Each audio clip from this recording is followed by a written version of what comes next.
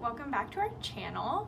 We are approaching the final steps in our kitchen remodel process, which is the backsplash, installing appliances and tying up any loose ends that they have, adding trim where it needs to, hanging lights, and so on and so forth. First up, we have the backsplash. In the main backsplash area, the homeowners decided on Seti Cento New Yorker and the color caramel. As an accent tile above the range, we used a Des Studio Flower Deco in Dawn with Dorset brushed nickel. We also added a rope liner trim around that.